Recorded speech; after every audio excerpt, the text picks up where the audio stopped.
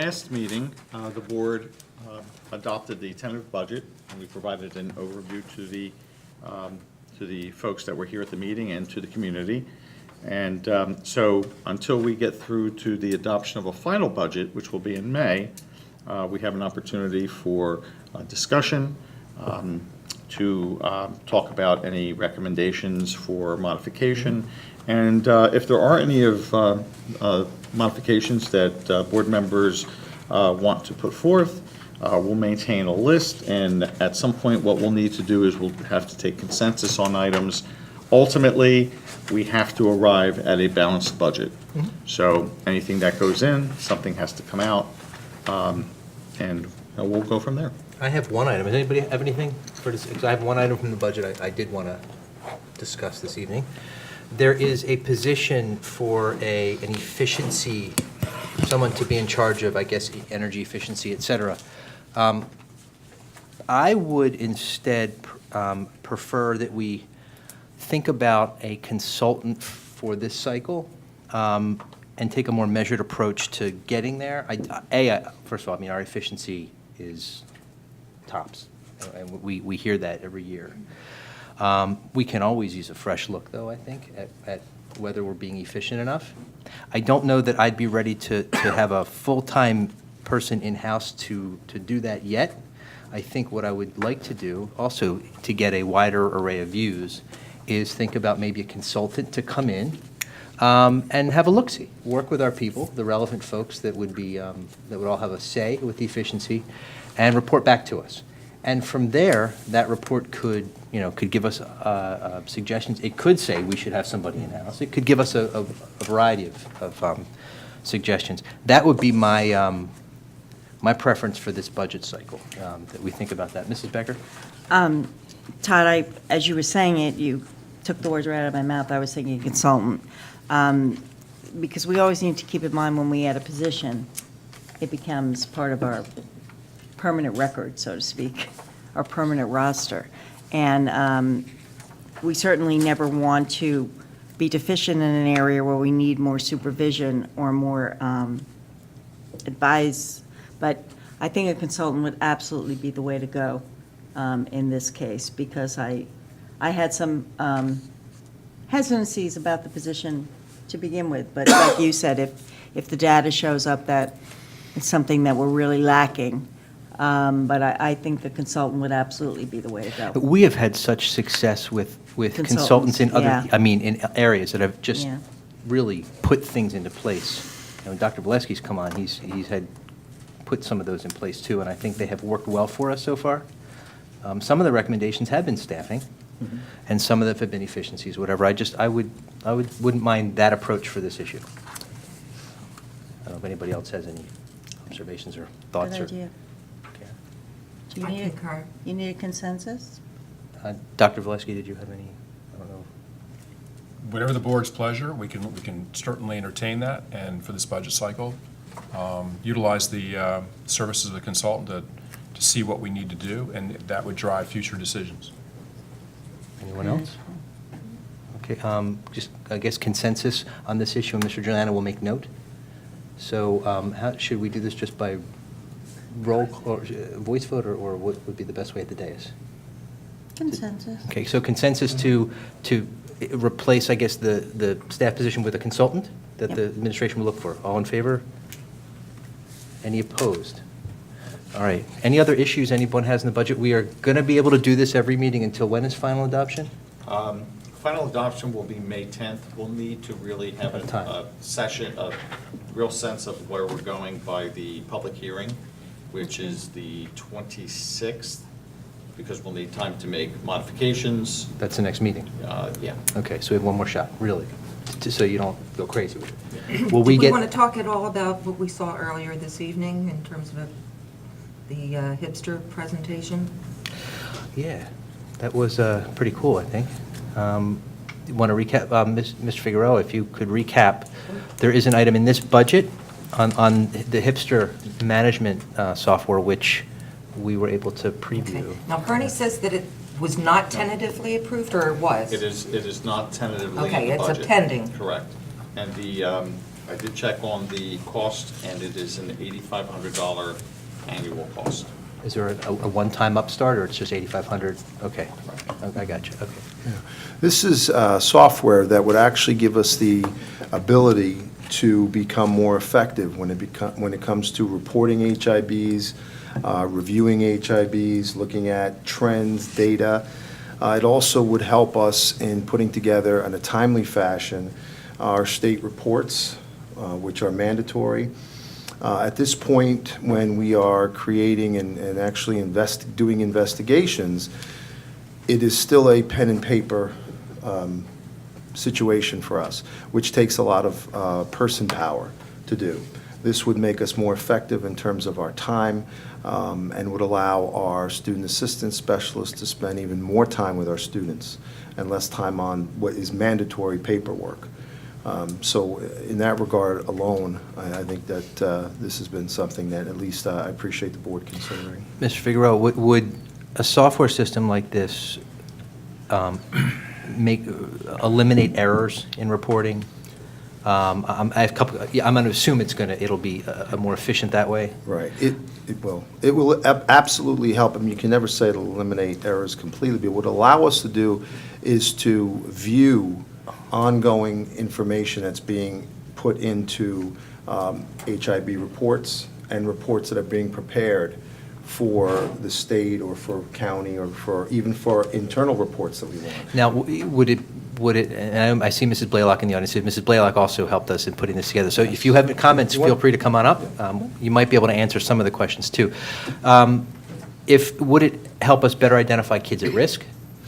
Yes, what we can do, and we can have it customized for us. So we can look at trends, we can look at certain situations, even HIBs that may be occurring in certain places or certain times of the day, which will always benefit our student population. Okay, and trends and things like that. Absolutely. You can match, if you start to notice two kids in recurring issues, you can put that together. Right. Right. Mrs. Blaylock's here too. At this point, we're kind of relying on our own memory at this point, as well as the student assistance specialists, which have done a tremendous job in terms of, the student assistance specialists maintain all of the paperwork and coordinate with myself. Everything gets vetted through me, then I vet through with Mr. Figueroa before he vets through with Dr. Bolesky before it comes to the board. So the paper and pencil aspect of it does take a lot of time and energy and effort. It is a time-consuming process. So the goal of the program, and most districts in the state of New Jersey either have adopted Hibster or are looking to adopt Hibster. It's similar to a Naviance kind of situation. The board has seen the presentation on Naviance, which has really become the end-all and be-all in terms of college applications. Hibster has really gotten the corner on the market, I guess you would say, in terms of taking this state mandate of reporting HIBs and figuring out the best way to streamline the process, make sure that all of the information is documented accurately, make sure that we are meeting the timelines, 1 day in reporting to the principal, 10 days of an investigation process, making sure that we have all the artifacts to support that, whether it's a student statement, whether it's, a copy of text messages or Instagram or whatever it is that, supports the investigation. It brings all of that together Right. and then puts it into one profile. And the benefit is that while this process is going through those 10 days of investigation, Mr. Figueroa and I would have the opportunity to be watching it and viewing the report at the exact same time to eliminate any back and forth or questions later as to, well, why was the decision made in this fashion? The timelines that Ms. Blaylock refers to are all legal timelines that we are bound to be within these particular timelines.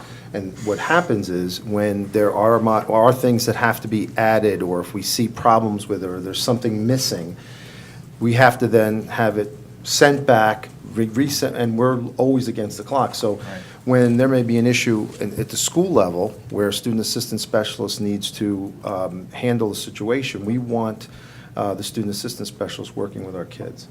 not having to worry about us asking for that back as soon as possible, because we need to get this information out and to the board and approved. So this is one of the things that we have really noticed would be beneficial to the district. So this will also have trip bells and things to say something's due. Yes. Exactly. Yeah, that sounds kind of big, because that seems to me that with short dates, you could easily Timelines. miss Yeah. them. Right.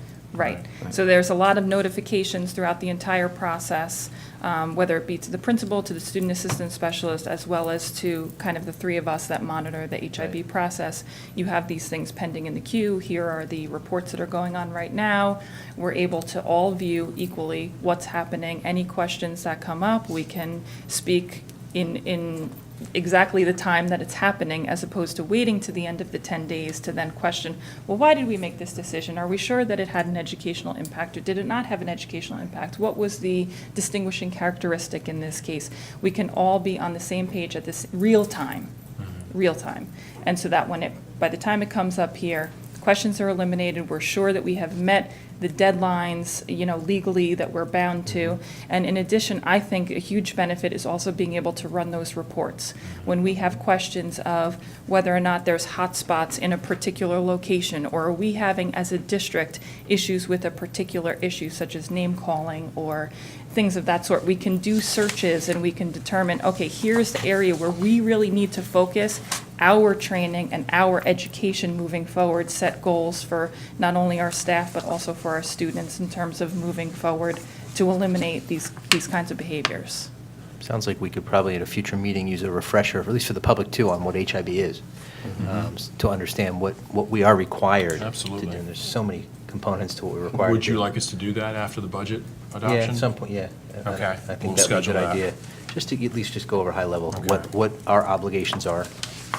It's a very broad law, Right. and I can tell you it has impact K to 12, right? It does. Absolutely, and it's multifaceted. And in the community as well, not just in school. Absolutely, because anything that happens outside in the community, if it impacts the student and it's brought into the school, Right. Right. It's We're our Yeah, I mean, responsible, I've so- been vocal too. I'm not crazy about the application of the law in some instances. I personally can't imagine a scenario where a kindergartner should be held responsible for an HIB incident, Right. but that's what the law says. So we. and we have to examine things such as, is it, Age grade and appropriate. age-wise appropriate? Is there a developmental disability Right. that's being impacted? There's so many Okay. multifaceted parts of this that having Hibster to eliminate some of that paperwork and some of the cumbersome aspects of it would really help in the overall process Well, of something that's so It difficult. seems more than just paperwork management. I do think it connects some dots Absolutely. and tells stories that Yeah. you might not be able to do with paper. The running of the reports, I think, is a key aspect in helping I us see to huge value in that. look at data, really look at that data and figure out where do we need to go as a district with our training. So this is a pending item. No, the board can discuss. If the board is interested in pursuing this, we just turn this over to an approved item? Is that it, to put on the list?